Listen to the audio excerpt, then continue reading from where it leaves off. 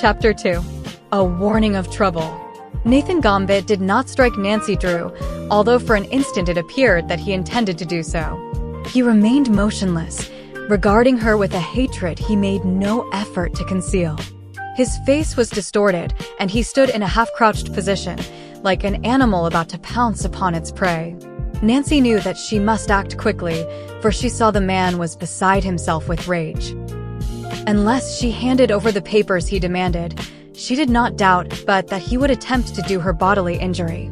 She must depend upon her own wits to save her, for there was no one within calling distance. If only she could reach the telephone. As the thought came to her, her eyes rested for a moment on the instrument. Nathan Gambit saw the look and understood that she intended to carry out her threat to telephone the authorities. His lips parted in an ugly snarl. "Call the police, will you?" "Oh no, my little lady, you won't do that." He made a vicious lunge for her, but she was too quick for him. As he reached out to grab her, she stepped to one side and, neatly eluding his claw-like hands, placed the table between them. She caught up the telephone receiver. Gambit saw that Nancy Drew was not to be bluffed, and instantly a change came over him. The look of anger on his face changed to one of genuine fear. "Don't telephone," he begged almost childishly. "I'll go." Nancy hesitated, undecided in her course. She had no wish to start a scandal in River Heights by calling the attention of the police to the threats the man had made, for she realized that the resulting publicity might not do her father any good. Yet she wondered if she could trust the man to keep his word. "All right, then, go," she said curtly, without relinquishing her hold on the telephone. "I'll give you 20 seconds to get out of here. If I see you hanging around the house, I'll call the police." Hastily, Nathan Gambit picked up his hat and, with a last glance toward Carson Drew's desk, turned to leave. Nancy followed him from the study, watching him closely lest he try to work a trick upon her. In the doorway, the man paused and looked back. "I'll have my rights before I get through," he muttered. "Your father ain't seen the last o' this, not by a jugful." Slamming the door behind him, he tramped across the porch and was gone. From the living room window, Nancy watched him until he disappeared beyond the corner. "I almost wish I'd called the police," she thought. The idea of saying the things he did about Dad. He thought he could scare me into giving him those papers. The encounter had disturbed her considerably, for she realized that in Nathan Gambit her father could have a troublesome enemy.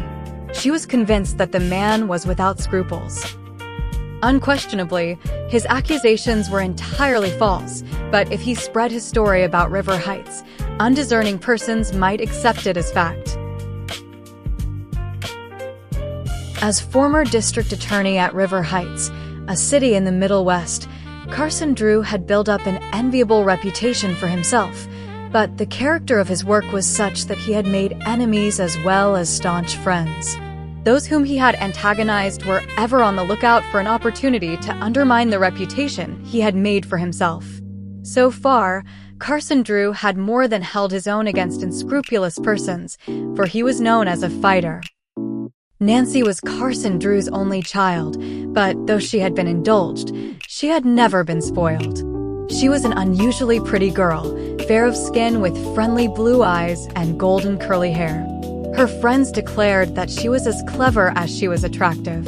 Since the death of her mother a number of years before, Nancy had found it necessary to be resourceful and efficient. Not only had she assumed the management of the Drew household, but she took a keen interest in her father's law cases, especially those which smacked of mystery. She had been present at a number of interviews with noted detectives, and her father declared she had a natural talent for digging into interesting cases. Only the summer before, she had taken it upon her own slender shoulders to solve a mystery which had baffled capable lawyers. When no one could locate Josiah Crowley's missing will, Nancy, in an effort to aid Abigail Rowan and Allie and Grace Horner, had taken over the task herself. Her thrilling adventures, which included an encounter with robbers, are told in that first volume of this series, entitled The Secret of the Old Clock. Of late, Nancy Drew had longed for another exciting experience, which would give her an opportunity to use her wits, little dreaming of what was in store for her. Yet, as she turned slowly away from the window after watching Nathan Gambit vanish down the street, she had a certain premonition of trouble ahead. If I hadn't threatened to call the police, that man would have injured me, she thought. I do wish Father were here. I want to tell him about Nathan Gambit and the threat he made. It wouldn't surprise me if he should try to make trouble. Nancy was indeed disturbed. Never for an instant did she credit any of the statements the man had made, but from his appearance and actions, she was inclined to believe that he would stoop to anything in order to gain his end. He has some dishonest scheme up his sleeve, she assured herself. Dad will explain everything when he comes home. Try as she would, she could not forget the unpleasant interview. Her afternoon was completely ruined. In vain she tried to read. After a time, she busied herself with some sewing, but had to rip nearly everything out. It's no use, she sighed. I can't keep my mind on what I'm doing. I wish someone would come home. This house is getting on my nerves. Glancing at the clock, Nancy saw that it was only 4 o'clock. Hannah would not return for at least an hour, and she could not expect her father until late that evening. Folding up her sewing, she arose and crossed over to the desk. She regarded it speculatively. Gambit said it was a deed he wanted, she told herself. If it's actually here, I think I'd better find it and put it in the safe. She seated herself before the desk and, opening a drawer, began to go over the papers carefully.